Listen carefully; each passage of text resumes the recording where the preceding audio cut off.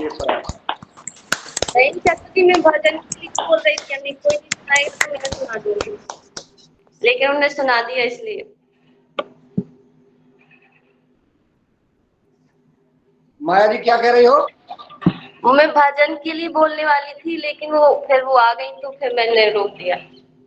अच्छा, नहीं कल्पना बहन जी ने पहली बार सुनाया है, बड़ी ताकत लगा के गाया है, बड़ी अच्छी बात है, उनके लिए भी तालियां। बहुत सुंदर, उनको बहुत बहुत बधाई, बहुत बहुत धन्यवाद, ये जो है वो गाने लगी।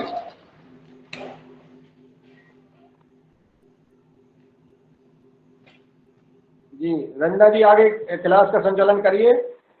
जी चलिए, डॉक्टर साहब को बुलाइए, डॉक्टर साहब को। जी जी जी हाँ, डॉक्टर साहब को ही बुलाना है अब। तो चलिए, ओम।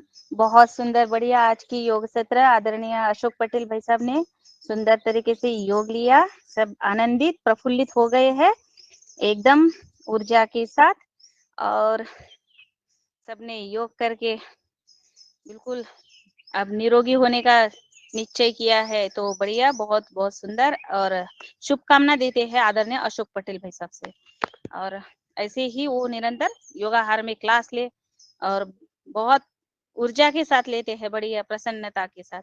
तो आगे मैं द्वितीय सत्र आरंभ करती हूँ, और द्वितीय सत्र में आज हमारे बीच में आदरणीय डॉक्टर रोशन लाल जी, वरिष्ठ कृषि वैज्ञानिक, जिला बालाघाट, मध्य प्रदेश से है, और हमारे योगाहार मंच पर नियमित जुड़ते हैं, योगाहार के सदस्य हैं, और उन्होंने बहुत बार हमारे योगाहार मंच पर अपना उद्बोधन मार्गदर्शन दिया, और योग भी उसी के साथ योग भी सिखाते हैं, बढ़िया योगा कराते हैं। और तो मैं आज उनको सादर आमंत्रित करती हूँ योगाहार मंच पर अपना मार्गदर्शन देने के लिए। जी आदरणीय डॉक्टर रोशन लाल राउत जी। सभी को प्रणाम, बहुत बहुत धन्यवाद रंजना बहन जी। आज की योग कक्षा बहुत सुंदर, हमारे पटेल साहब तो हमेशा पूरी ताकत से योग कराते हैं, पूरी शक्ति, पूरा समर्पण। और हम थोड़ा सा लेट जुड़े थे, दादू ने पकड़ लिया कि कौन था और कौन नहीं, तो दादू को प्रणाम। और सब एक दूसरे का ख्याल रखते हैं, इससे ये पता चलता है कि सब ख्याल रखते हैं कि कौन है और कौन नहीं है, तो ये अच्छी परंपरा है, ये बिल्कुल इसका ध्यान। आपके चेहरे की चमक बढ़ गई है आदरणीय डॉक्टर साहब राउत जी। आपका जो चेहरा अभी हमने बाद में बहुत करीब से देखा तो बहुत आनंद आया, बहुत अच्छा लग रहा है, पहले से बहुत अंतर है आप में। सब कृपा दृष्टि है योगाहार परिवार की, और आप लोगों की, सब आप लोगों का आशीर्वाद है, स्नेह है कि ये 5 साल उम्र कम हो गई डॉक्टर साहब की।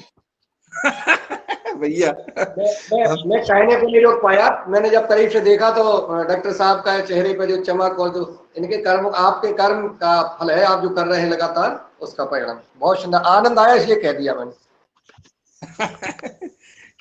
ये सब योगाहार की महिमा है, वो क्या छूट रहा था सब उसको पकड़ा दिया आपने। कल्पना बहन जी का धन्यवाद। ये हमेशा जब भी ये बात चलेगी तो कल्पना बहन जी आएगी बीच में। चलिए आज की चर्चा प्रारंभ करते हैं। जैसा कि कल शाम को बहन जी ने आदेश किया कि भाई साहब आपको कक्षा लेनी है, तो हमने बोला चलिए हम कुछ चर्चा करेंगे खेती और खेती से जुड़े हुए चीजों पर। तो क्योंकि आप सभी जानते हैं खेती ऐसा विषय है कि इसको एक दिन कुछ समय में नहीं समझा जा सकता, और ये हमेशा चलने वाली चर्चा है। तो हम आज कुछ उद्यानिकी से संबंधित कुछ बातें करेंगे।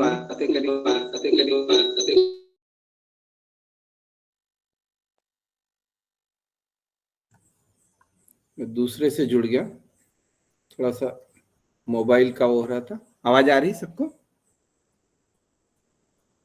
आ रही है जी।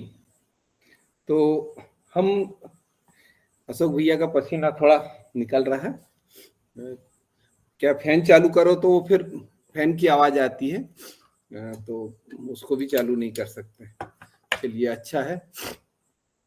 खेती की अगर हम बात करें तो हम आज चर्चा करेंगे हम कुछ कुछ छोटी छोटी चीज़ों की, और मुख्यतः हम उद्यान की फसलों पर बात करेंगे कि उद्यान की फसलें हमारी जो होती है, मैंने ये देखा है कि जब भी हम फसलों को लगाते हैं, कोई पौधा हम खरीद के लाते हैं, कोई पौधा लगाते हैं, तो सामान्यतः ये देखा जाता है कि किसान ने पौधा लाया, ऐसा थोड़ा सा 1 फीट 1.5 फीट का गड्ढा खोदा और उसमें ले जाके पौधे को रख दिया, मिट्टी दबा दी और वो पौधा लगा दिया। तो ये सामान्य जो लोग पौधे लगाते हैं उसमें बड़ी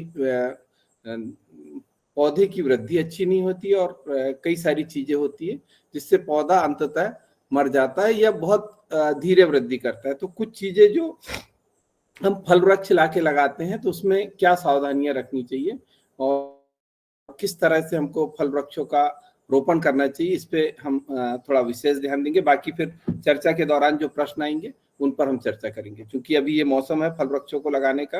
वैसे उसके गड्ढे करने का समय तो जा चुका है, लेकिन फिर भी हम चर्चा उस पर करेंगे।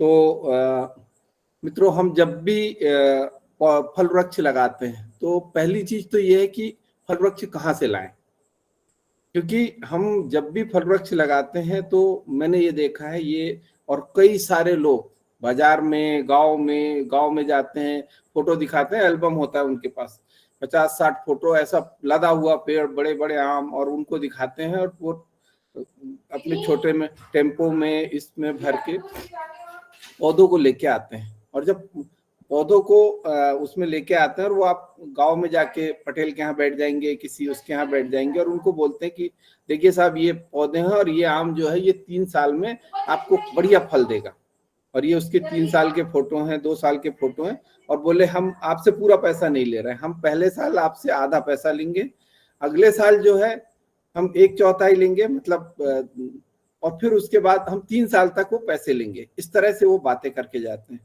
तो अच्छा, मजे की बात यह है कि वो पौधे की जो कीमत होती है वो बोलते हैं कि 200 रुपए का पौधा है साहब, और इसमें हम आपको खाद भी देंगे, हर साल आपको हम इसके एवज में आपको खाद भी देंगे। तो वो करते क्या है, वो पौधा कहीं से भी लोकल से खरीदते हैं और उसको लेके आते हैं, और उसको वो 50 रुपए का पौधा होता है, सामान्यतः ग्राफ्टेड पौधा, जो हमारी आम के जो है मुख्यतः आम में ही सबसे ज्यादा ये हो रहा है, और बांस के पौधे, सागौन के पौधे, और अभी कुछ मुनगा में भी ये चल रहा है कि हाइब्रिड मुनगा दे देंगे। वो एक नया कॉन्सेप्ट ले आए कि हाइब्रिड दे रहे हैं, तो मुनगे में कोई हाइब्रिड नहीं होता, ये मैं आपको बता दूं।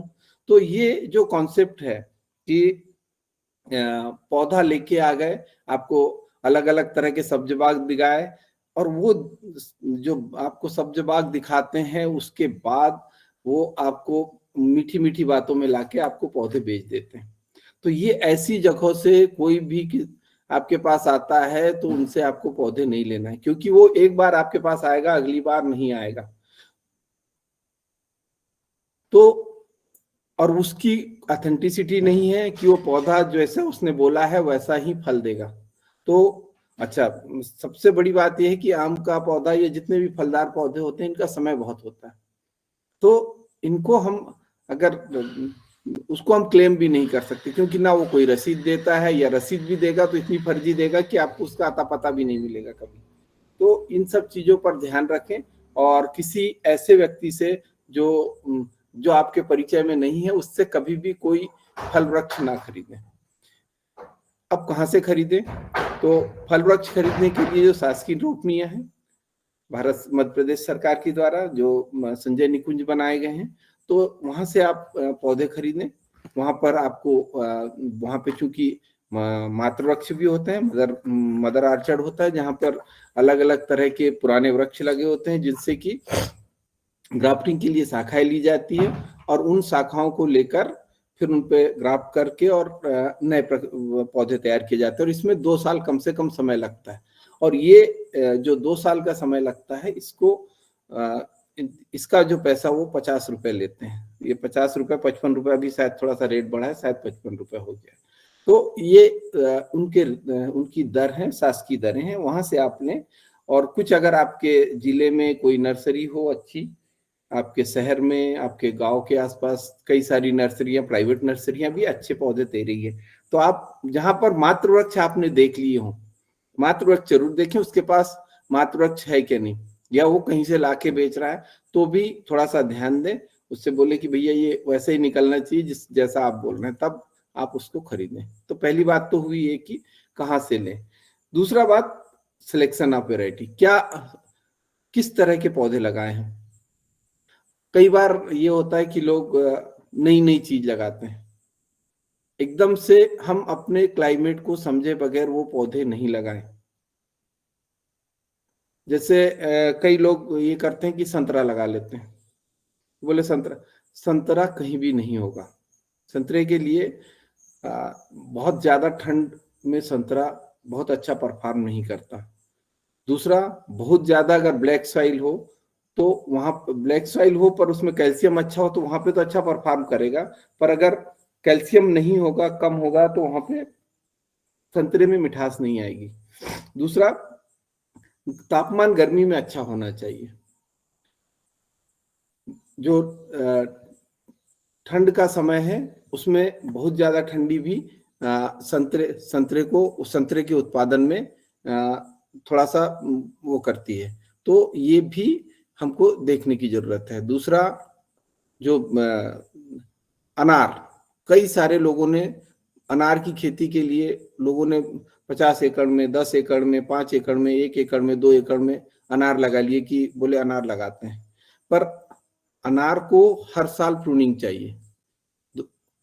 प्रूनिंग उसकी बहुत इंपॉर्टेंट फैक्टर होता है। जब भी अनार आप लगाते हैं तो उसमें आपको उसकी शाखाओं का कर्तन करना पड़ता है, क्योंकि उसमें नई शाखाओं में ही फूल आते हैं। तो और वो एक स्पेशल वो है कि आपको उसको सीखना पड़ेगा, दूसरे के भरोसे आप नहीं कर सकते, आपका खुद का स्किल उसमें होना चाहिए। तो और दूसरा, ज्यादा पानी, जहां ज्यादा बरसात होती है वहां अनार नहीं होगा, क्योंकि ये शुष्क, जो शुष्क क्षेत्र होते हैं उन क्षेत्रों की फल है, ड्राई एरियाज का फ्रूट है। तो उसको अगर हम ऐसे क्षेत्रों में लगाते हैं जहां पर बारिश अधिक होती है, सॉइल टाइप ब्लैक सॉइल है, वहां पर इसमें सड़न आती है, वहां पर इसमें जब बैक्टीरियल ब्लाइट आती है, तो ये रोग ऐसे आते हैं कि आप उसको कॉमर्शियली अडॉप्ट नहीं कर सकते। तो इस पर हमें ध्यान देना है कि हम पहले अपने क्षेत्र की जो आबो हवा है उसको समझे, और वहां पर ये देखें कि किस तरह के, अगर वहां पे उस किस्म के, उस जाति के अगर वाइल्ड या जो जंगली पौधे भी अगर लगे हैं, तो उन किस्मों को हम लगाएं, तो निश्चित रूप से आपको नुकसान होने की संभावना नहीं होगी। क्यों? क्योंकि हम जब भी फल वृक्ष लगाते हैं तो ये 40 साल 50 साल की एक योजना होती है, और उस 40-50 साल की योजना को अगर हम बहुत छोटी प्लानिंग से लगाएंगे तो हमको तकलीफ होगी। तो ये सबसे पहले हम ये समझ लें कि हमारे क्षेत्र में कौन सी फसल उपयुक्त है। चाहे तो आप अपने जिले के जो उद्यान के अधिकारी हैं उनसे इसके लिए संपर्क कर सकते हैं कि हमें यहाँ पर कौन सा पौधा लगाना उचित होगा। सामान्यतः उनकी नर्सरी में जो टारगेट मिलते हैं उन्हीं जातियों के मिलते हैं जो उस क्षेत्र में अच्छे से होती है। तो इसको भी थोड़ा सा आप ध्यान दे दें तो निश्चित रूप से आपको असुविधा नहीं होगी। तो ये बात हुई कि पौधे हम कहाँ से लें, कैसे लें, कौन से लें। अगली बात आती है कि जातियों का चुनाव। कई बार ये होता है कि हम जो प्रजातियां होती है उसके चुनाव में भी हमारी गड़बड़ियां हो जाती है। जैसे कई बार ये मैंने देखा कि जो ब्लैक सॉइल है, ब्लैक सॉइल में, हैवी ब्लैक सॉइल है, वहां पे दशहरी में गमोसिस आता है। तो जो ज्यादा भारी जमीन है वहां पर हम दशहरी को अवॉइड करें। बहुत ज्यादा भारी हैवी ब्लैक सॉइल होगी तो वहां पे दशहरी की ग्रोथ अच्छी नहीं आती, और आपको 6-7 साल में, 10 साल में आपको उस पौधे में गमोसिस दिखाई देगी और उसमें गोंद बनेगा, पौधा में वृद्धि अच्छी नहीं होगी। तो ये समस्याएं आपके उसमें आएगी। तो किस्मों को पर भी थोड़ा सा ध्यान देने की आवश्यकता है। इसके बाद जो किस्मों में जैसे हम दूरी के हिसाब से भी कई बार ये होता है कि दशहरी को लोग 10-10 फीट पे लगा देते हैं, तो फल वृक्षों को लगाने की जो दूरी है उनको भी आप ध्यान दें।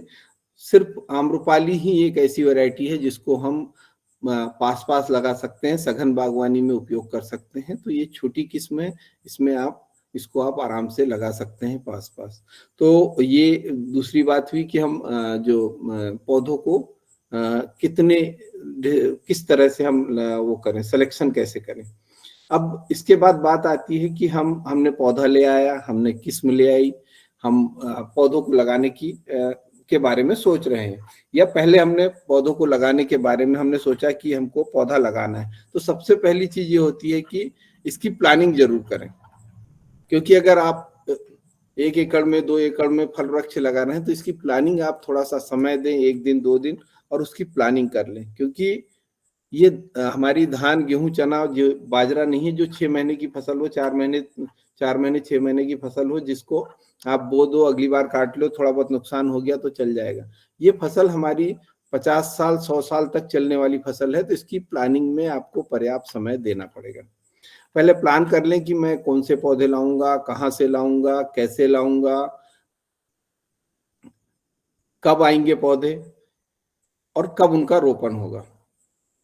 तो ये पहले प्लानिंग कर लें, किस दूरी पे लगाना है, किस खेत में लगाना है, और सबसे जरूरी ये है कि गड्ढे कब करना है। हम सामान्यतः ये देखा जाता है कि हम बारिश आने के पहले, तुरंत पहले या बारिश आने के बाद हम अपने खेतों में गड्ढे करवाते हैं। तो ये बिल्कुल गलत तरीका है। अगर हम कोई भी बगीचा लगाने जा रहे हैं तो उसकी जो लगाने का समय है वो होना चाहिए मई में। जब गर्मी अच्छी पड़ती है उस समय हम गड्ढे खोदें। तो गड्ढे अगर खोदने का समय अगर हमारा मई का होगा तो हमारे जो पौधों, जो गड्ढे में जो सूक्ष्म जीव हैं, जो हानिकारक दीमक है, दूसरी चीजें हैं, वो हमारी कंट्रोल हो जाएगी। तो गड्ढों को हमको खोदना है मई में, और मई में गड्ढे खोदें। और गड्ढे खोदने का आकार क्या होना चाहिए, इसमें सामान्यतः जो बड़े पौधे होते हैं, जो 50 साल 100 साल तक जिनकी आयु होती है, उनके लिए हम बोलते हैं 3 feet by 3 feet by 3 feet, 3 by 3 by 3, 3 feet चौड़ा, 3 फीट लंबा, 3 फीट गहरा। तो ऐसा गड्ढा होना चाहिए।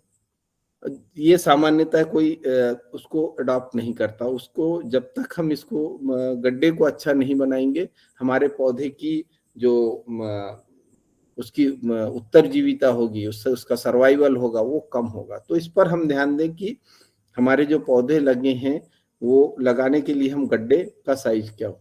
अब इस जो पौधा गड्ढे हमने खोदे, इसको 10-15 दिन तक खुला छोड़ देते हैं। फिर इसमें जो पौधे की अगर जमीन में अगर ब्लैक सॉइल है तो इसमें हम थोड़ी सी रेत मिलाने, जो मिट्टी होती है उसमें रेत मिलाने की अनुशंसा करते हैं। अगर नीचे मुरम है, अगर 1 फीट 1.5 फीट 2 फीट पे मुरम है, तो जो मुरम वाला हिस्सा है उसको हम बाहर फेंक देते हैं, और जो मिट्टी वाला भाग है उसमें हम गोबर की खाद मिलाते हैं। सामान्यतः बोलते हैं कि 2 भाग मिट्टी 1 भाग गोबर की खाद, इसको हमको मिलाना चाहिए। अब हम चूंकि हम प्राकृतिक खेती की बात कर रहे हैं, जैविक खेती की बात कर रहे हैं, तो यहाँ पर हम इस मिट्टी के साथ ट्राइकोडर्मा का जो पाउडर है या लिक्विड है उसको हम इस गोबर की खाद के साथ मिलाकर प्रति गड्ढे कम से कम 50 ग्राम डालें। अगर वर्टिसिलियम भी थोड़ा सा इसमें मिला दें गोबर के साथ तो बहुत अच्छा होगा, क्योंकि दीमक का कंट्रोल करने के लिए बेवेरिया या वर्टिसिलियम बहुत बढ़िया काम करता है। तो गोबर के साथ अगर कुछ मात्रा में ये भी मिला दे तो ये आपको सपोर्ट करेगा आने वाले भविष्य के लिए। तो ये इसमें हमको ये ध्यान देना है। और इसको गड्ढे को जब हमारा इसमें सब चीजें हम मिला देते हैं, 2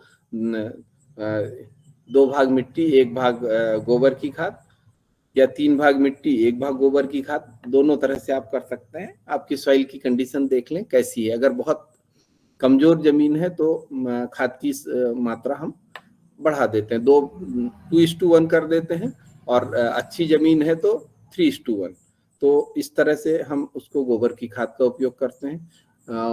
जब ये हो जाए तो इसको हम मिट्टी को मिला के पूरा गड्ढे को भर देते हैं, और गड्ढे को भरते हैं तो थोड़ा सा ऊंचा भरते हैं। इसको जो हमारा गड्ढा होता है इसको थोड़ा सा मिट्टी को ऊपर उठा के हम इसको रखते हैं, और जैसे ही बारिश आती है तो ये मिट्टी फिर दब जाती है।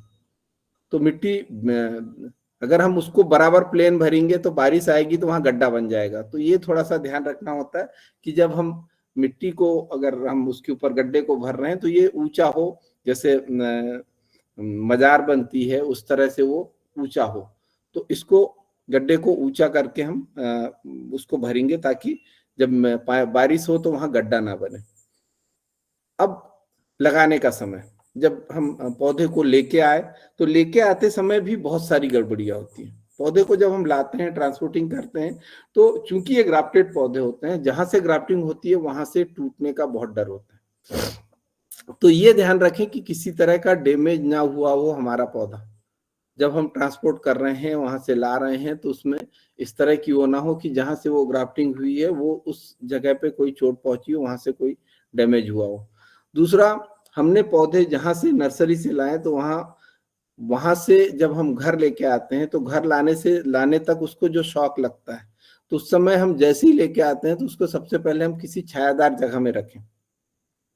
10 से 15 दिन के लिए हमको पौधे को लाके अपने वातावरण में, अपने खेत में छायादार जगह में इसको रखना है। या आप अपने आंगन में रख सकते हैं, घर में रख सकते हैं। और छायादार जगह में रखें तो लाने के बाद तुरंत सबसे पहले रखने के बाद इनको पानी दें। सामान्यतः हो सकता है उस नर्सरी वाले ने पानी नहीं दिया हो, 2 दिन से पानी रोक रखा हो, 1 दिन से पानी नहीं दिया हो। जब हम अपने यहाँ लेके आए तो कोशिश करें पहले देख लें उसकी नमी की स्थिति, क्योंकि क्या होता है जब गाड़ी में पौधे आते हैं तो उनकी जड़ें डिस्टर्ब होती है, कुछ ना कुछ उसमें शॉक लगता है।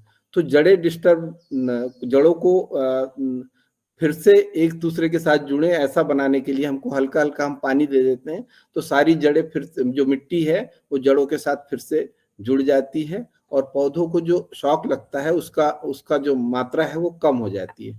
तो हमको इसका भी ध्यान देना है कि हमने पौधे लेके आ गए, उसको फिर हमको जो लगाना है उस पर उसका ध्यान दें कि उसमें शॉक किसी तरह का ना लगे।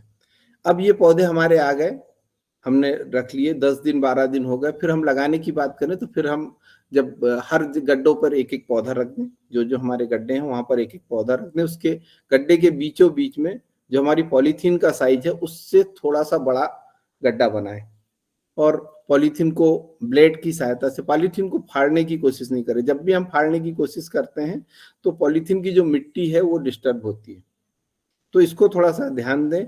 जब भी हम कोई भी फलदार पौधा लगाएं तो इसको पॉलीथीन को हाथ से फाड़ने की कोशिश ना करें, क्योंकि वो सामान्यतः वो पॉलीथीन फाड़ते फाड़ते हमारी मिट्टी पूरी फैल जाती है।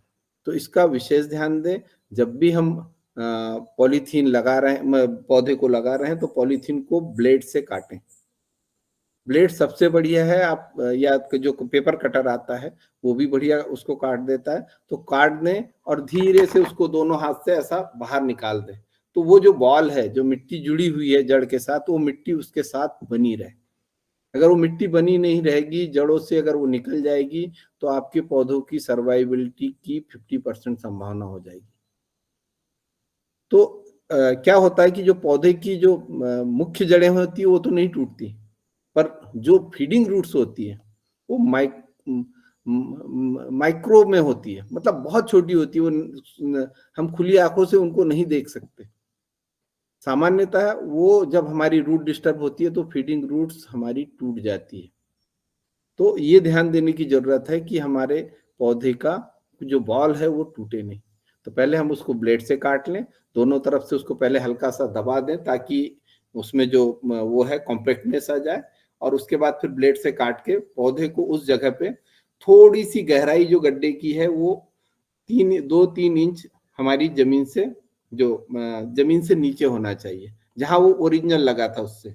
और दूसरी बात ये ध्यान रखें कि जहां ग्राफ्टेड उसका वो है, ग्राफ्टेड यूनियन है, जहां पे वो जुड़ा हुआ है ग्राफ्टिंग से, वो किसी भी कंडीशन में जमीन के अंदर नहीं जाना चाहिए, वो ऊपर रहे। इसका हमें विशेष ख्याल रखना है, क्योंकि अगर वो जमीन के संपर्क में आएगा तो वो जॉइंट है, वो जैसा हमारा ऑपरेशन होता है वैसी स्थिति है। ऑपरेशन की जगह को हम बोलते हैं कि यहाँ थोड़ा सा ध्यान रखना है, ज्यादा प्रेशर नहीं देना है, ज्यादा वो नहीं करना है। तो ऐसा ही इसके साथ है। तो वो जिस दिन भी अगर पौधे को मतलब जमीन के संपर्क में आएगा या किसी चीज से डैमेज होगा तो सबसे पहले वो जो एरिया है, वो जो भाग है, वो सबसे पहले डैमेज होगा। तो हम पौधों को लगाते समय ये ध्यान रखें कि वो पौधा जमीन से उतना ऊपर हो और उसमें किसी तरह का डैमेज ना हो। तो ये अगली बात हुई कि इसमें हमको ये ध्यान रखना है कि पौधा हमारा जमीन से ऊपर हो।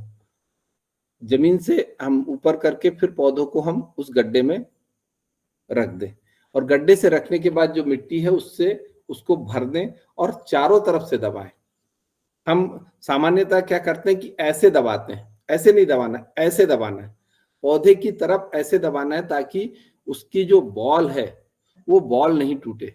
क्या होता है, लोग खड़े होके ऊपर से पेड़ को पकड़ लेते हैं और खड़े होके चारों तरफ से उसको पैर से वो करते हैं, तो ये बिल्कुल नहीं वो करना है। हाथों से इस तरह से ऐसा प्रेस करना है ताकि जो आजू बाजू की मिट्टी है वो उस नई मिट्टी जो हमारी उसके साथ आई है उसके संपर्क में आए, उससे इंटैक्ट हो जाए।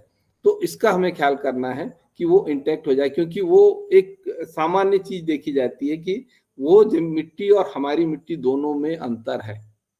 जो मिट्टी हमारे खेत की है और जो मिट्टी हम पौधे के साथ आई है, दोनों में अंतर है। और यही अंतर जो है वो पौधे की सर्वाइविलिटी को बहुत ज्यादा प्रभावित करता है। अब ये हमने पौधा लगा दिया, पौधा लगाने के तुरंत बाद हमको पौधे को पानी देना है। इसमें किसी तरह का हमको देरी नहीं करनी है। हम पौधा लगाते जा रहे हैं, एक आदमी पीछे से हो जो पानी देते रहे। यहाँ पर हमें सेचुरेशन पे पानी देना है कि वो पौधे को बिल्कुल सेचुरेट कर दे। ये करने के बाद हम पौधे को, सारे पौधे इस तरह से लगा दें और लगाने के बाद फिर हम उसको सिंचाई की व्यवस्था करें।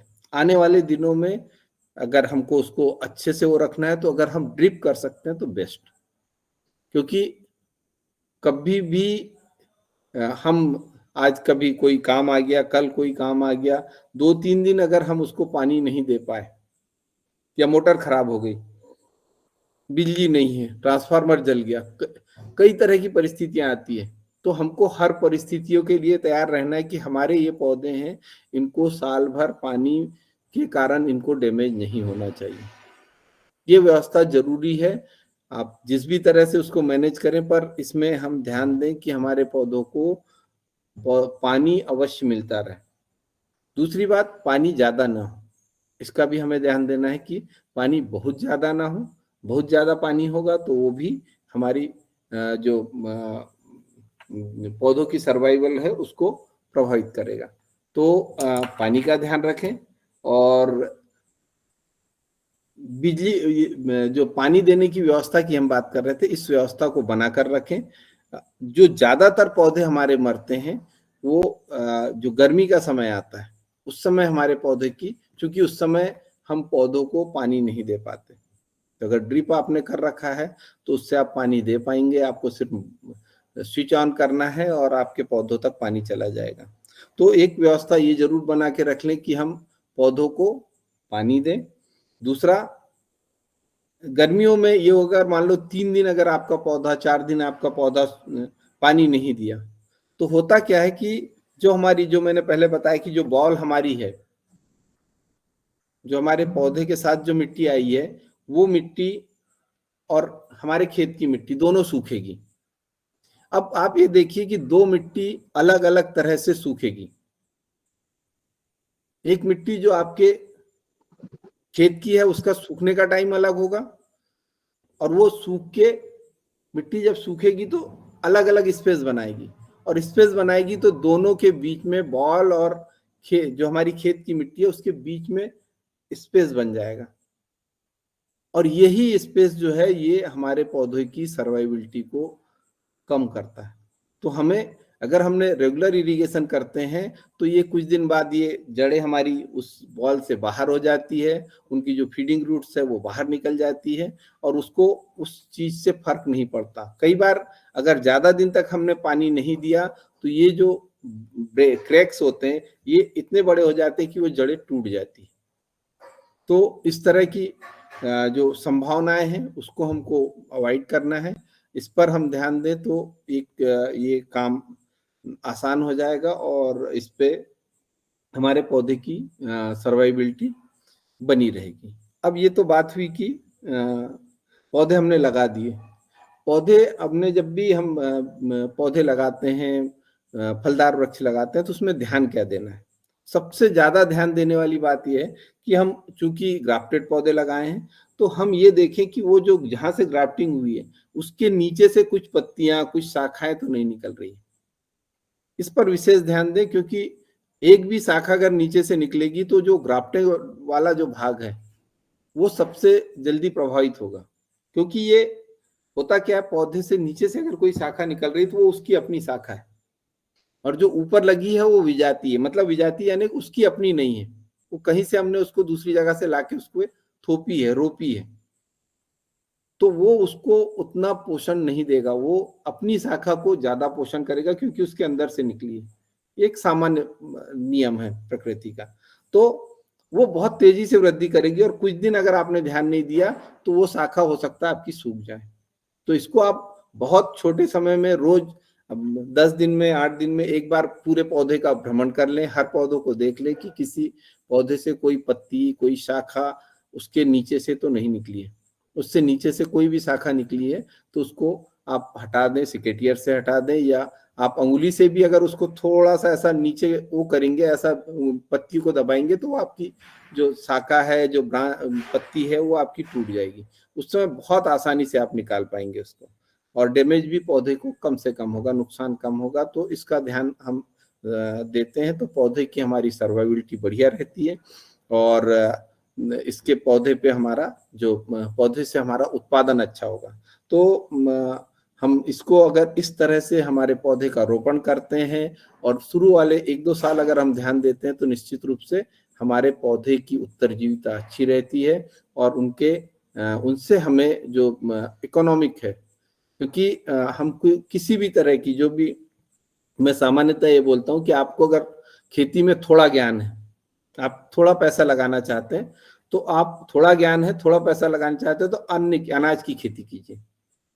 आपके पास थोड़ा अगर नॉलेज ज्यादा बढ़ गया, आपके पास पैसा थोड़ा सा ज्यादा है, तो आप सब्जियों की खेती करिए। आपके पास उससे थोड़ा सा ज्ञान ज्यादा हो गया, थोड़ा पैसा ज्यादा हो गया, तो आप फलों की खेती कीजिए। उससे ज्यादा ज्ञान आपके पास है, उससे ज्यादा पैसा आपके पास है, आप ज्यादा रिस्क ले सकते हैं, तो आप औषधि पौधों की खेती कीजिए। तो ये लेवल है, ये इस लेवल को अगर आप खेती में लेके चलेंगे, आप अपने आप आपको देखेंगे आपको रिटर्न भी अच्छा मिलेगा, और ये लेवल का रिटर्न भी इसी लेवल पे है। सामान्यतः इस लेवल का जो ध्यान रखता है किसान, उसको खेती में नुकसान कम होता है। तो अगर आप फलदार पौधे लगा रहे हैं तो निश्चित रूप से इन चीजों का ध्यान रखें, तो आपको अच्छा उत्पादन मिलेगा, ऐसा मेरा मानना है। और अब मैं आप लोगों से डॉक्टर साहब, आप बहुत अच्छी जानकारी दे रहे हैं हमारे सदन में, और मैं अब कुछ प्रश्न उत्तर हो जाएं और पवन सर जी को बुला लूं, अगर आपकी आज्ञा हो तो। जी जी जी जी जी जी, तो मैं पवन सर को पहले बुला लेता हूं कि अगर वो कुछ कमेंट देना चाहें। पवन सर, सर आमंत्रित हैं। जी जी जी जी, धन्यवाद।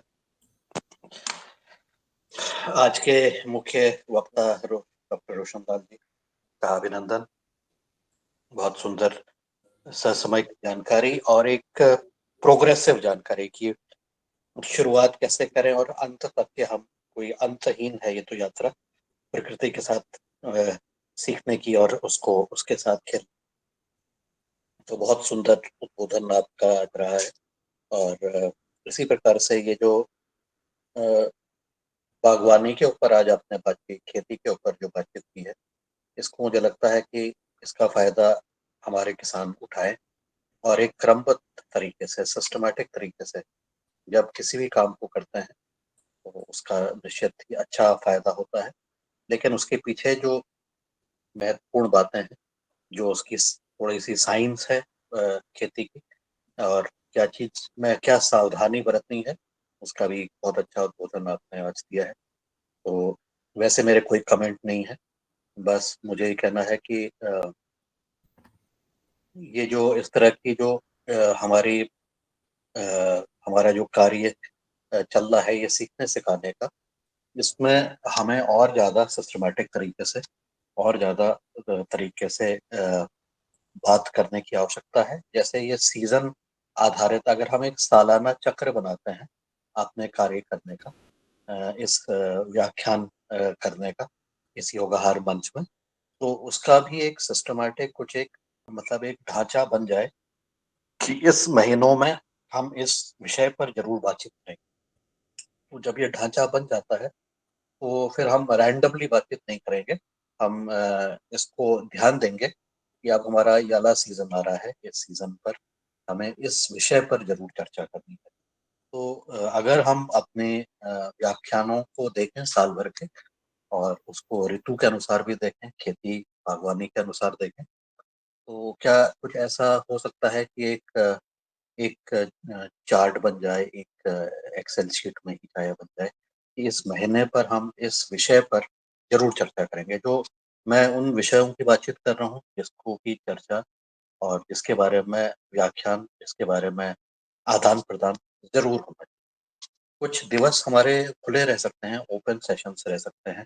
कुछ सेशंस में हम प्लान करना, हर कुछ प्लान करना जरूरी नहीं है, लेकिन जो मस्ट है, जिसको कहते हैं मस्ट, जिसको जरूर करना चाहिए, उसका अगर एक ढांचा बनता है, उसकी एक प्लानिंग होती है, तो हम एक नियमित रूप से इस चीज को आगे करते हुए कोई चीज छूटेगी नहीं। मतलब हम जो कार्य जिस सीजन में होना चाहिए उसके कितने समय पहले उसकी तैयारी हो जानी चाहिए, तो इन सब विषयों पर मुझे लगता है कि हमें जरूर प्लान करना चाहिए। जैसे कि अभी किसान पाठशाला की तैयारी हो रही है, हमने किसान पाठशाला में तैयारी की कि हम ऐसा करेंगे, हम अपनी इच्छा बताई, लेकिन उसकी प्लानिंग करते समय हमें और कुछ मुझे लगा कि जिसके बारे में हमने कल चर्चा भी की थी कि इसमें और क्या क्या होना चाहिए। तो इसी तरह से इस योगाहार कार्यक्रम के 365 दिन के कुछ दिन जो जरूर हमारे होने चाहिए, और किस महीने में होना चाहिए डेट तय करने की आवश्यकता नहीं है, लेकिन विषय क्या होने चाहिए, किस माह में क्या विषय जरूर लिए जाने चाहिए, इसका एक मोटा मोटा लिस्ट बनाई जा सकती है। मेरा अनुरोध रहेगा डॉक्टर रोशनलाल जी से, और भी हमारे जो उसमें योगदान दे सकते हैं, कि वो विषय की सूची माहवार क्या क्या होगी। अगर कोई एक ड्राफ्ट बन जाता है और उसको ड्राफ्ट को फिर हम चर्चा कर सकते हैं कि जनवरी माह में हम ऐसा करेंगे। जनवरी माह में हमारे जो भारतीय रीति रिवाज के अनुसार जो नाम होते हैं, उसमें भी वो चीज जोड़ दी जाए। तो दोनों को जोड़ते हुए किस माह में कौन कौन सी सामान्य रूप से क्रियाएं करनी चाहिए। अब जैसे अभी ये सुजीत जी अपना वैदिक कैलेंडर लेकर के आए, उसमें भी वो प्रिडिक्ट कर लेते हैं कि हम पहले से हम प्रिडिक्ट कर लेंगे कि ये 15 दिन में या 1 महीने 3 महीने में क्या क्या चीजें हमारी हो सकती हैं। तो इसी तरह से हम एक मुझे लगता है कि हम एक व्यवस्थित और ज्यादा शायद व्यवस्थित रूप से अपनी चर्चाओं को प्लान कर सकते हैं कि अगले माह मेरी क्या क्या हमारे सेशंस होने चाहिए। और उसके वक्ता भी अलग अलग हो सकते हैं, जरूरी नहीं कि एक ही वक्ता रहे। तो वक्ता आवश्यकता अनुसार चिन्हित किए जा सकते हैं, लेकिन कम से कम एक प्लान तो जरूर बन जाए। तो मेरा अनुरोध है, मेरा केवल ये कमेंट है कि इसको आप ऐसे कुछ ड्राफ्ट बना लिया जाए, और ड्राफ्ट के अनुसार भी वक्ताओं के साथ पूर्व में संपर्क करते हुए उस महीने की या उससे अगले महीने की प्लानिंग, हमारे जो नियमित रूप से जो हमारे सेशंस की प्लानिंग होती है, उसको हम क्रियान्वित कर सकते हैं। उससे हमें मदद मिलेगी कि हम अपनी गतिविधियों को ऐन वक्त पर नहीं, उससे पहले से ही उसके बारे में अवगत हो। तो अब ये जो है, इसको कहते हुए अब जो किसान पाठशाला, योगाहार पाठशाला, ये किसानों की प्रयोगशाला, उस विषय पर जो हमारी बातचीत हुई है, उसका फॉर्म अब तैयार हो गया है। वो फॉर्म कल 1-2 राउंड हमारे हुए, और डॉक्टर चौहान ने भी उसको अप्रूव कर दिया है। मैंने लगाई थी तो ये कारीगर बार करने लगा तो भेड़ पे छिड़क रही थी, दिल्ली से लाऊं तो मैं पूछा था छिड़क दी थी आधा किलो, इतनी बड़ी इतनी बड़ी इतनी बड़ी मुनीलाल सर, इसको बंद कर खाने दीजिए। में बहुत जोरदार लग रहा है। रघु जी जी जी। तो ये फॉर्म भी अब हो गया है, तो मैं इसको आज अब मैं फिर से सर्कुलेट कर दूंगा तो आप भी सब लोग उसको देख के फिर अपने जितने भी हमारे इच्छुक कृषक हैं किसान पाठशाला के लिए प्रयोगशाला के, उनसे सबसे ये फॉर्म भरा लिया जाए, जिससे हमें एक सामान्य जानकारी सबके बारे में मिल सके और वो जानकारी के आधार पर जो है उस तरह से भी सत्रों का भविष्य में संचालन हो सके। और इस फॉर्म में ये भी दिया है कि जो आवश्यकताओं का चिन्हीकरण करना है, उसमें भी कुछ चीजें दी हैं, जिसमें कि जो भी प्रतिभागी इसमें जुड़े वो अपनी आवश्यकताओं को ही बताए, जिससे कि हमारे प्रशिक्षक उन आवश्यकताओं के अनुरूप भी अपने प्रशिक्षण के जो सत्र हैं उनको संचालित कर सके, उनके कोई प्रश्न है उनको वो संचालित कर सके। तो ऐसे ही एक सिस्टमैटिक तरीके से हम काम अगर करें तो शायद हमारा आउटपुट जो है वो अच्छा निकल सकता है।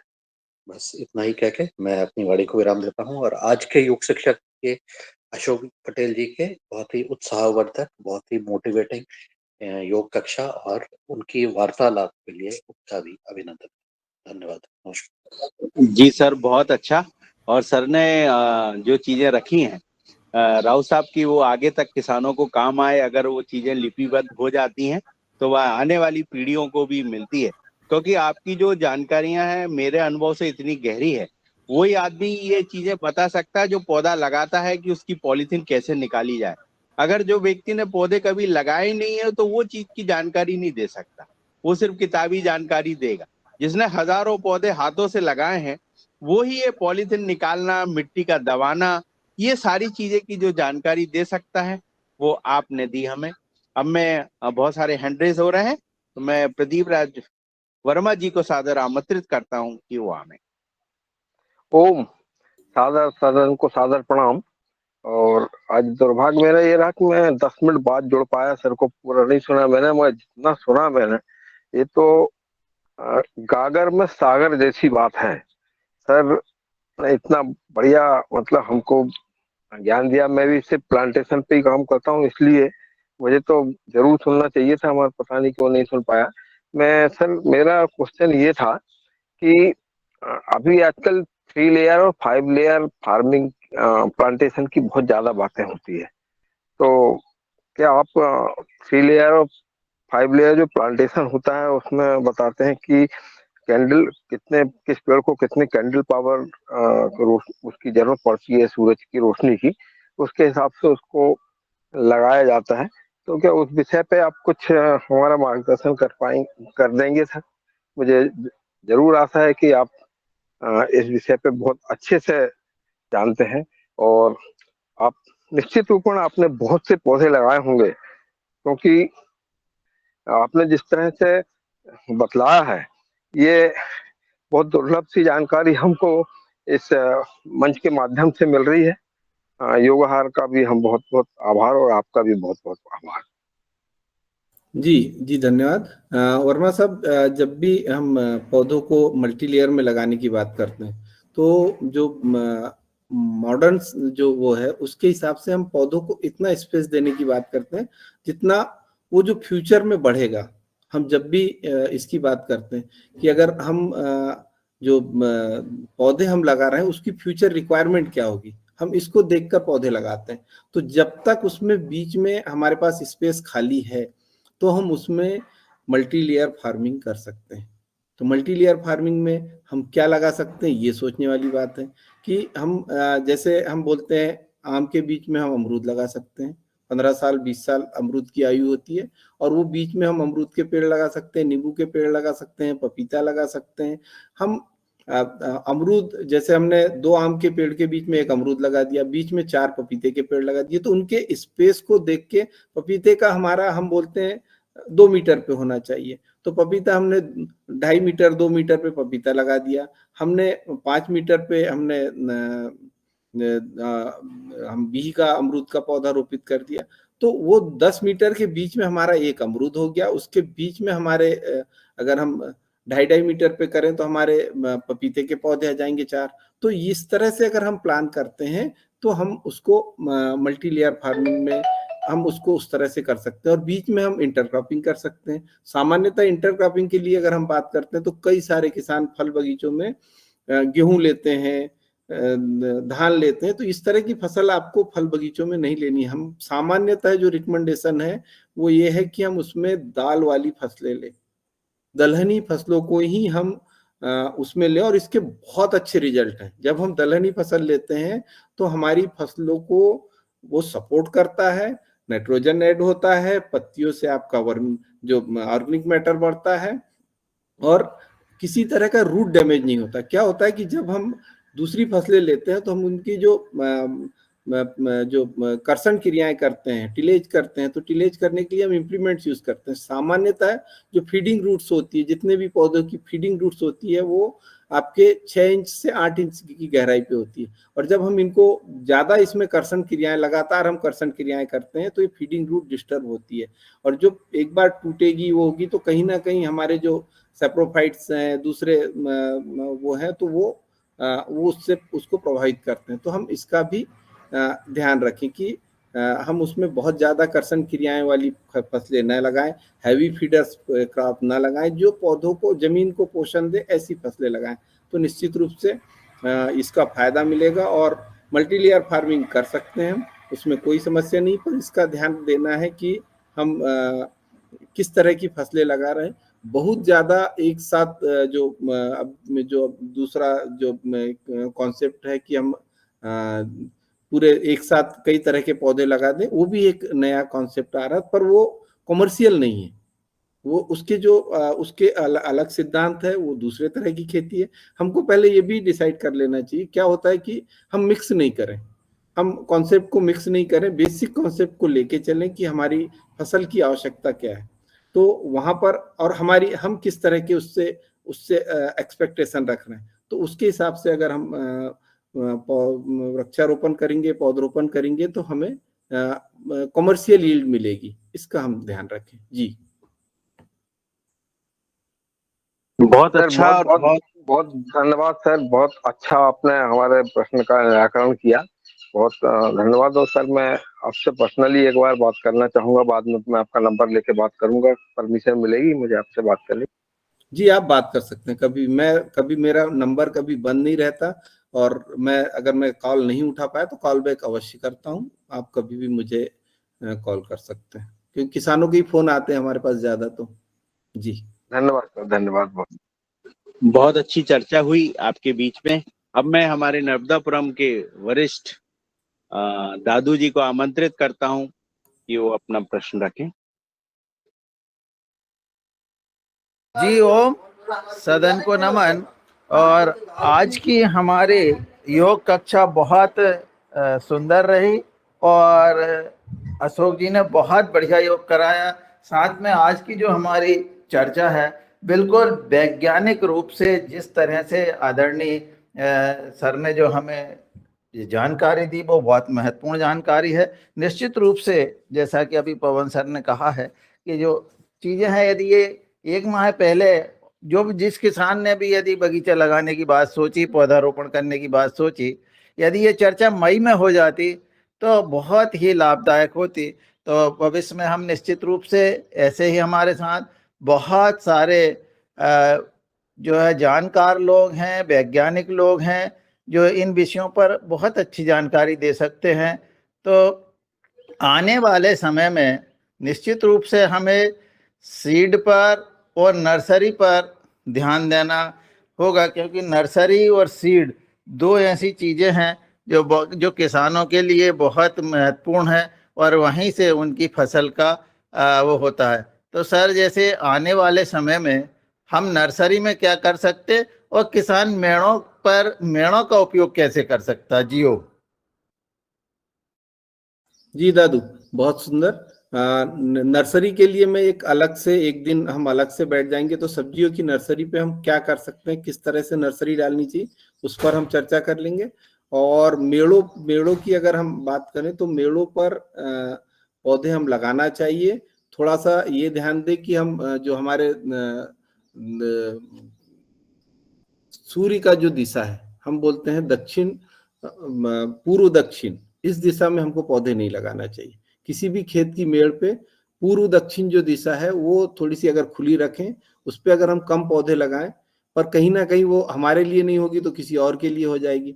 तो ये थोड़ा सा इसका ध्यान रखना चाहिए। पर अगर हम पौधे लगाते हैं, अगर मेड़ पे पौधे लगाते हैं, तो निश्चित रूप से हमको उसका मैनेजमेंट कैसे करना है ये देखने की बात होती है, क्योंकि मेड़ पे पौधे पे हम खाद नहीं दे पाते, मेड़ के पौधों पर हम पानी नहीं दे पाते, जो मैनेजमेंट होता है वो वहां पर थोड़ा सा डिफिकल्ट हो जाता है। पर क्योंकि हमें हर चीजों का, हर संसाधन का उपयोग करना है, तो हमें मेड़ पर भी पौधे लगाना चाहिए। चाहे तो हम उस पर छोटे पौधे, पपीते के पौधे, मुनगे के पौधे, इस तरह के पौधे जो थोड़ा सा सेमी सेट करते हैं, इस तरह के पौधे भी अगर हम उस पर लगाते हैं तो हमको बहुत अच्छी आय मिलेगी।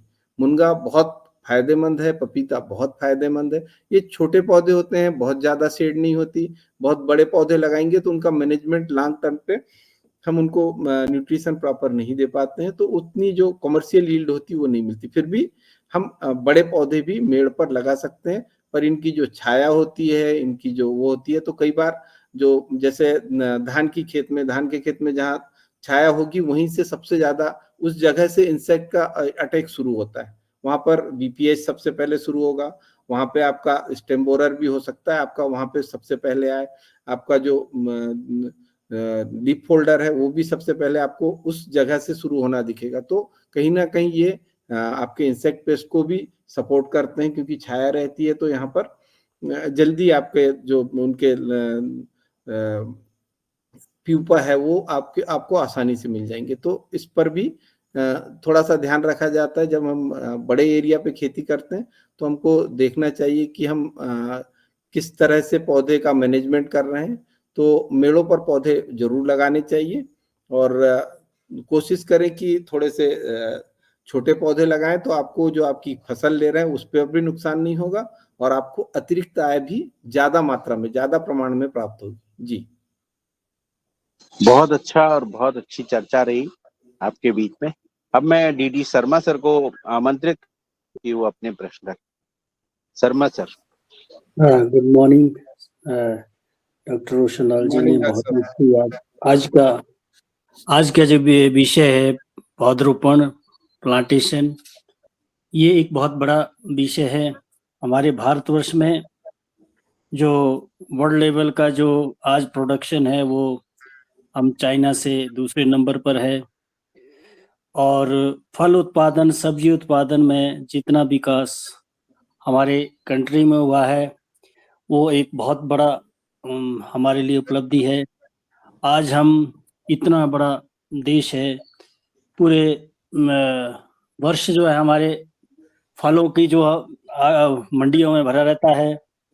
और खास करके आजकल जो अगर शुरुआत करें सर्दी से तो हमारा अंगूर शुरू होता है, अंगूर के बाद आम शुरू होता है, केला तो हमारा पूरे साल का हमारे पास कोटा रहता है।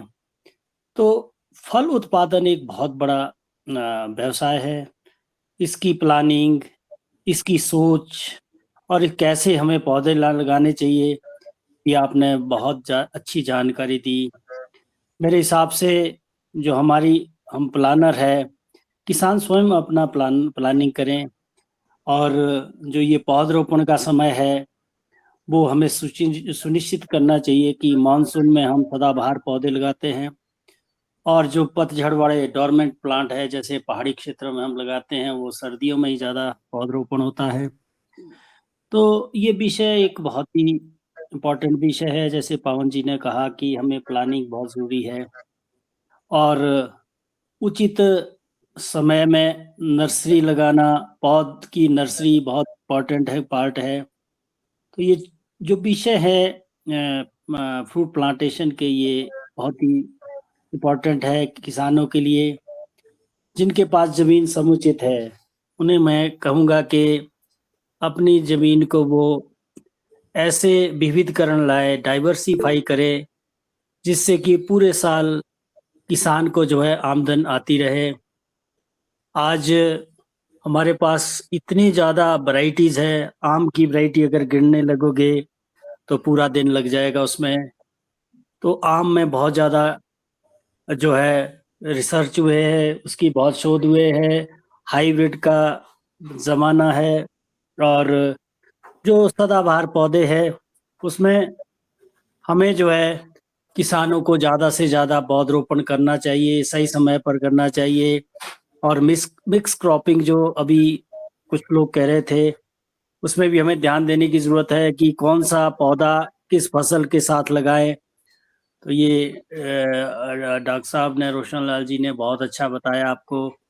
मेरा तो यही सुझाव रहेगा कि किसानों को जो है मल्टी क्रॉपिंग सिस्टम अपनाना चाहिए। फल उत्पादन है, सब्जी उत्पादन है, हमारी परंपरागत खेती जो सीरियल्स है उसको तो अपनाते ही हैं लोग, और साथ में फूलों की खेती। जैसा इन्होंने कहा कि जो मिश्रित खेती हम करते हैं, लेग्यूमिनस क्रॉप का बहुत ज़्यादा इम्पोर्टेंट हमारे लिए है। हमारे वातावरण की जो 79% नाइट्रोजन है वही एक स्पीशीज फैमिली है, लेग्यूमिनस क्रॉप है। इससे दो फायदे हैं, एक तो हमें मिट्टी की गुणवत्ता बढ़ती है जिससे कि आसमान की जो नाइट्रोजन है वो वहाँ के जो सिम्बायोसिस बैक्टीरिया है क्रॉप के साथ, जड़ों के साथ रहते हैं, वो आसमान की जो नाइट्रोजन है उसमें समायोजित करते हैं मिट्टी में। और हमें हमारे भारत में जो है दालों का जो यूज होता है, दालों की डिमांड दिन भर दिन बढ़ती जा रही है, उससे हमें दालें भी मिलती है। तो लेग्यूमिनस क्रॉप को मिक्स क्रॉपिंग में समायोजित करें और फल पौधों का ध्यान रखें कि वो कौन से क्षेत्र में किस तरह के फल लगाने हैं, इसका बहुत जरूरी आपको डॉक्टर साहब ने कहा।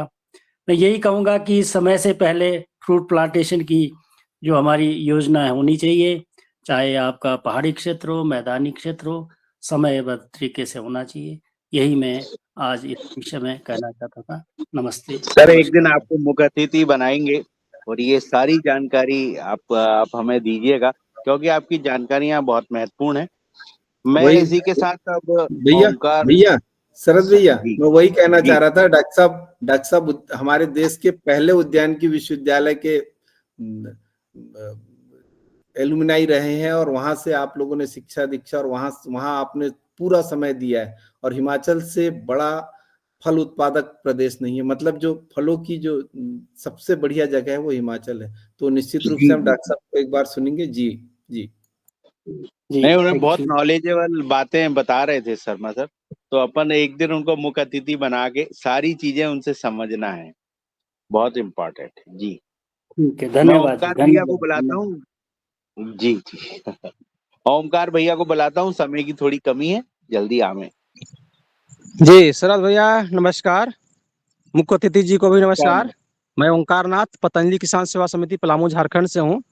और मेरा प्रश्न है कि इस वर्ष मैं 2 एकड़ में इमारती लकड़ी लगाना चाहते हैं और इसके अलावे फिर फलदार पौधा लगाना चाहते हैं। तो इमारती लकड़ी में किस चीज़ का हम लगाएं कि जो उसका ज़्यादा डिमांड हो और उसको हम लगा सकें। साथ साथ इमारती लकड़ी के साथ हम काली मिर्च की खेती करना चाहते हैं, तो कौन सा पौधा लगाने में उपयुक्त रहेगा जिसमें काली मिर्च का पौधा उस पर आसानी से चढ़ जाए और वो फल देवे। जी हाँ, बहुत बहुत बढ़िया चीजें आप कर रहे हैं ओंकारनाथ जी। पहली चीज तो इमारती लकड़ियों में बड़ी समस्या ये है कि आपको पौधे तो आप लगा लेंगे, जैसे सागौन सबसे बढ़िया है, पर सागौन के साथ सबसे बड़ी प्रॉब्लम है कि उसकी परमिशन लेने में किसान की जान निकल जाती है। और ग्रोथ उसकी कम से कम आपको 30 साल चाहिए। 25 जी से जी 30 जी साल से पहले आप सागौन काटना लंबा समय लेता है। जी पॉपुलर एक अच्छा वो विकल्प हो सकता है, पॉपुलर को आप लगा सकते हैं। पारस पीपल भी बोलते हैं अपने क्षेत्र में, पॉपुलर को आप वो करें तो इसमें ग्रोथ अच्छी आती है, फास्ट ग्रोइंग है और इसको लगा सकते हैं। और इसको शायद काटने में भी परमिशन आसानी से मिल जाती है, तो इसको आप एक बार ट्राई कर सकते हैं। और अच्छा, पॉपुलर मेरे यहाँ झारखंड में पॉपुलर चलेगा? हाँ चल जाएगा। उत्तराखंड में तो एक बार जी आप जी थोड़ा सा देख लीजिएगा, क्योंकि कई सारी चीजें हम लोग भी यहाँ से, क्योंकि ये सब क्षेत्र विशेष की चीजें होती है, तो एक बार थोड़ा सा आप कहीं पौधा देख लीजिए किस तरह की ग्रोथ आ रही है, अच्छा मतलब कितने साल का है, कहीं अगर लगा हो तो उसको पहले एक बार ऑब्जर्व कर लीजिए।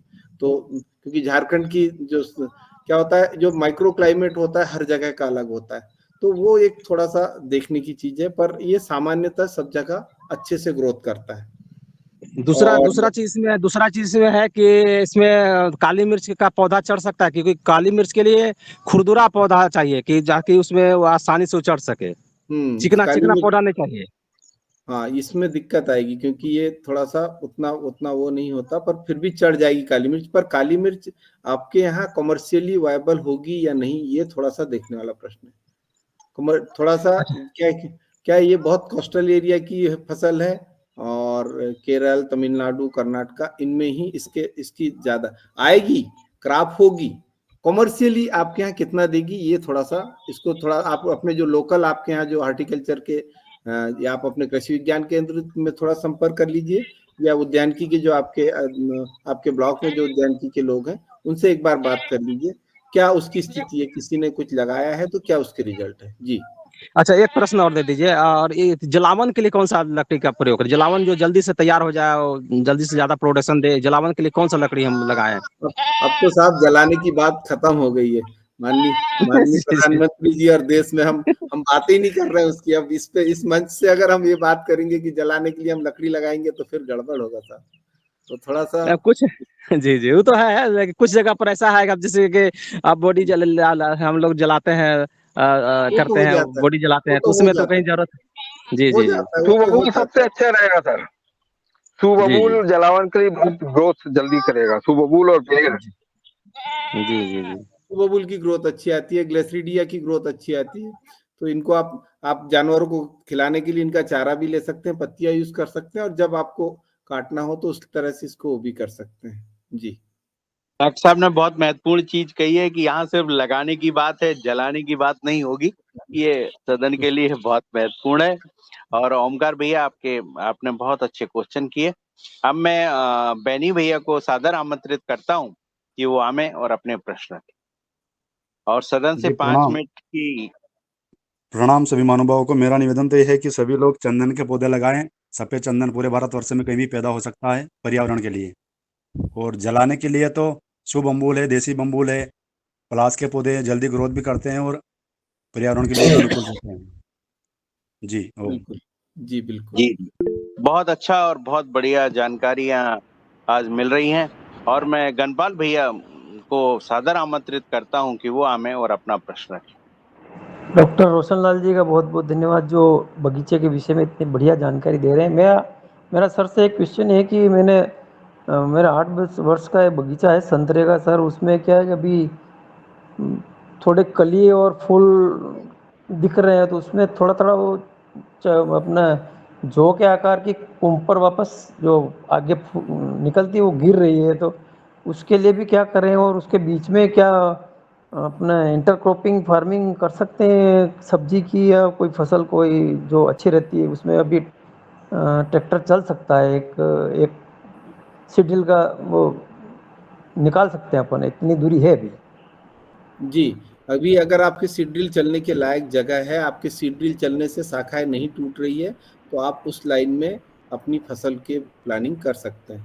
आप अरहर लगा सकते हैं, अभी बारिश में मूंग लगा सकते हैं, उड़द लगा सकते हैं, इस तरह की फसल आप उसमें लगा सकते हैं।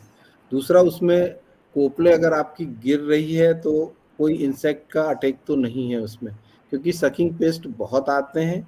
और चूंकि अभी आपका राजस्थान में शायद अभी बारिश उतनी नहीं हुई होगी।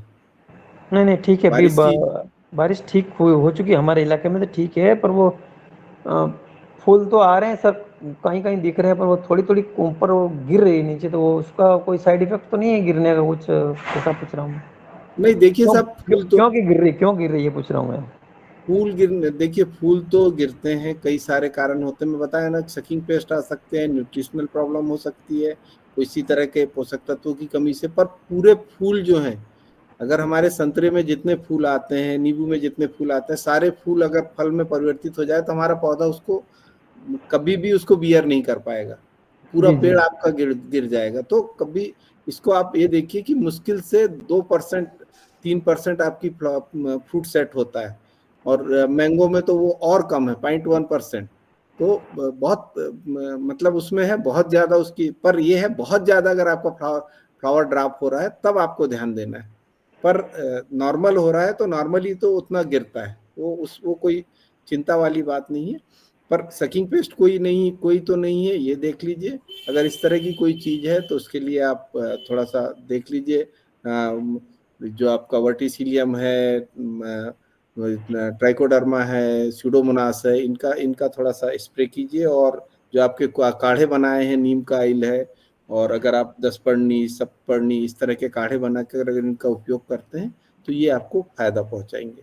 मैं आपको अगर इसको ट्राइकोडर्मा की बात करें तो ट्राइकोडर्मा कुछ लेवल तक, जैसे कल भी डॉक्टर साहब ने बोला था, कुछ हद तक ये इंसेक्ट को भी मतलब रिपेल करता है, तो थोड़ा सा इसको भी आप उपयोग कर सकते हैं। जी जी जी, धन्यवाद मतलब धन्यवाद। ये मेरे को लगता है कि इनका टेम्परेचर भी बहुत होगा, ज्यादा राइज इन टेम्परेचर की वजह से भी फ्लावर ड्रॉप हो सकता है वहाँ, मेरे ख्याल से मुझे ऐसा लगता है। कुछ इनका टेम्परेचर राजस्थान का बहुत ज्यादा होगा वहाँ, वही डॉक्टर ये साहब भी वही एक मैंने रीजन हो पूछा, सकता है। बारिश हो गई है तो थोड़ा सा नमी आ गई। टेम्परेचर नमी है सर, अभी नमी है, नमी पूरी समय है, ज्यादा नहीं है टेम्परेचर। बहुत अच्छी चर्चा चल रही है और बहुत अच्छे विकल्प मिल रहे हैं, डॉक्टर साहब विकल्प दे वो रहे हैं। शरद मैं भैया आज एक मिनट लेना मुन्नीलाल चाहूंगा। सर जी को शरद भैया एक मिनट लेना चाहूंगा। मैं सदन में ये पूछना चाहता हूँ कि नेपियर घास का जो बीज मिल जाएगा क्या, और कितने में मिलेगा, किसी के पास उपलब्ध है या इस विषय में किसी को जानकारी चाहिए तो अपने क्षेत्र में अपन को अवेलेबल कराना है किसानों को बीज। बने सिंह जी भैया, जी इसके लिए नेपियर के लिए बीज की जरूरत नहीं है। आप कटिंग्स कहीं से ले आइए, 10 20 50 कटिंग, और उस कटिंग से जब हो जाता है, मेरे पास तो है, अगर किसी को भाई लोकल में, यहाँ तो हम देते हैं हमारे किसानों को 150 500 हम। हमारे यहाँ भी केवीके देती है। हाँ, तो वहां से केवीके से आप ले लीजिए। केवीके में आपको कटिंग हम वैसे नॉर्मली 2 रुपए की एक कटिंग बेचते हैं, 10 50 तो हम वैसे ही देते हैं। पर ज्यादा जो आते हैं, कई बार क्या होता है, किसान बोलते हैं मेरे को 1000 चाहिए, तो हम बोलते हैं हमको पूरे जिले में देना है, 1000 चाहिए तो भैया पैसे दो।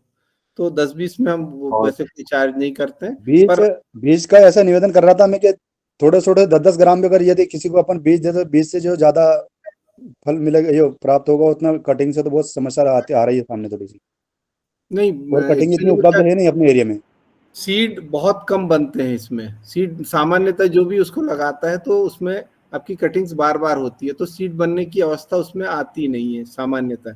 तो इसलिए उसमें सीड आपको बहुत ज्यादा नहीं मिलेगा, और जो भी मिलेगा तो आपको रेट उल्टे सीधे रेट में आपको देंगे। तो उससे अच्छा है कि आप कटिंग्स लेके उसको लगा दें। लगाने का तरीका थोड़ा सा वैसा कर लें, एक बार बीज को, उसको कटिंग्स को उपचारित कर लें। आप चाहे तो बीजामृत से कर लें, या आपका ट्राइकोडर्मा स्यूडोमोनास से उपचारित कर लें, फिर इसको लगाएं। जैसा गन्ने को हम लगाते हैं वैसा आड़ा इसको लगाएं जमीन में, खड़ा उसमें, वैसे कटिंग जैसे नहीं लगाएं, जमीन में 1.5-2 इंच नीचे उसको जमीन में पूरा आड़ा लगाएं। बेनी भैया, आप डॉक्टर साहब का नंबर लेके बाद में आप चर्चा कर लेना, हाँ क्योंकि सदन का समय जो बहुत महत्वपूर्ण है, समय हो रहा है।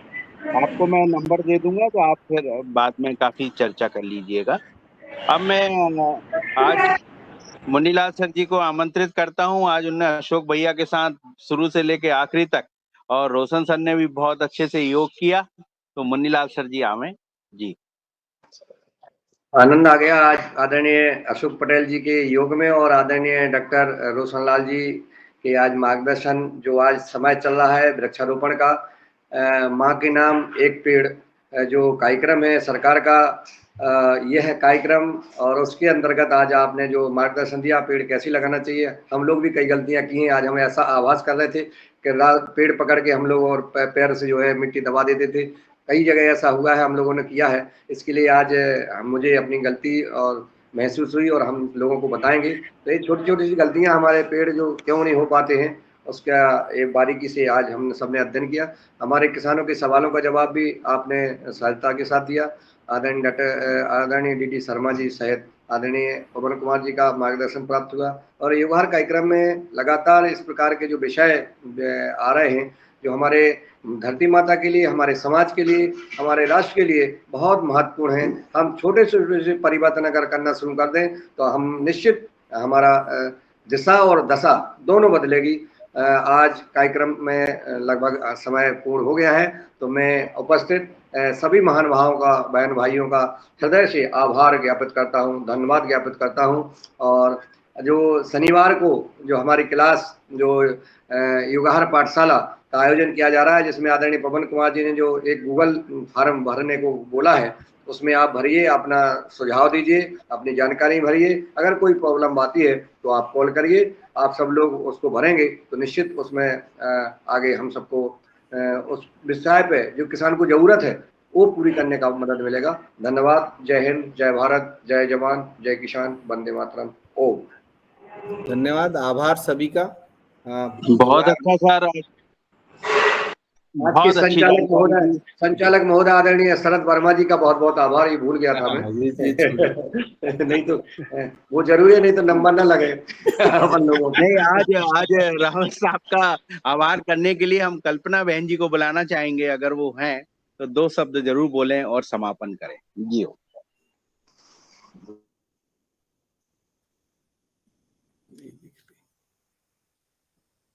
शायद नहीं है, तो वो चली गई। मैंने कल्पना जी की तरफ से मैंने कर दिया उनको प्रतिनिधि के रूप में। ओम भैया, मैं आधा मिनट और लूंगा।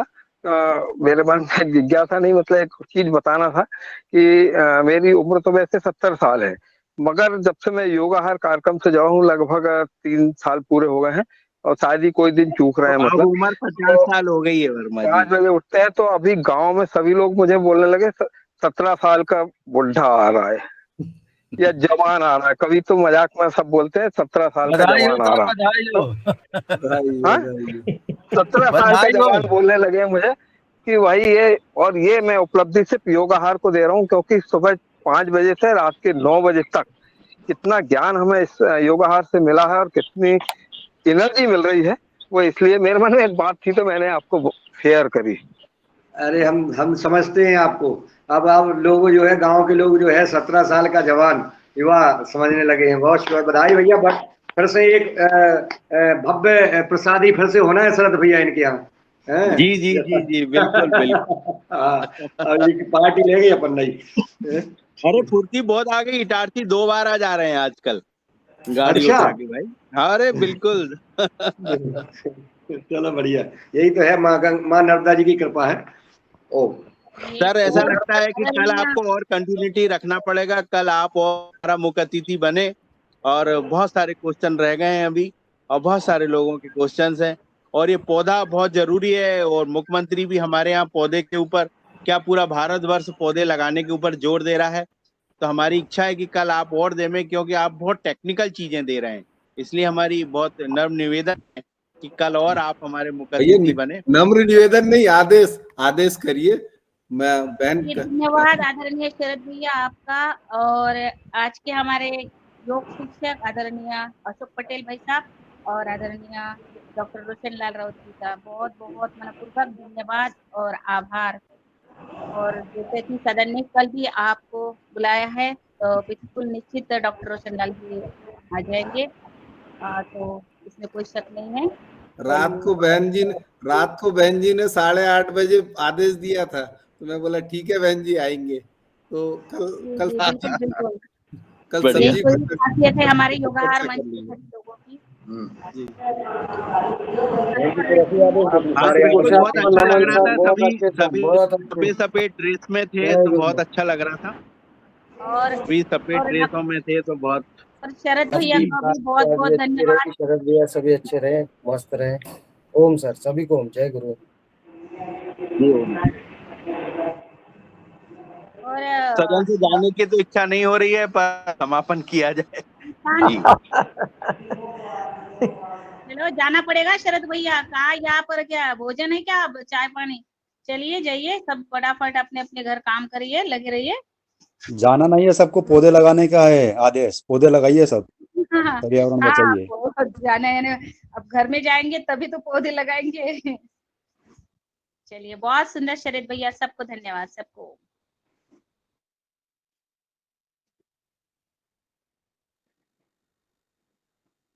मुनीलाल सर, ओम। ओम सर, ओम।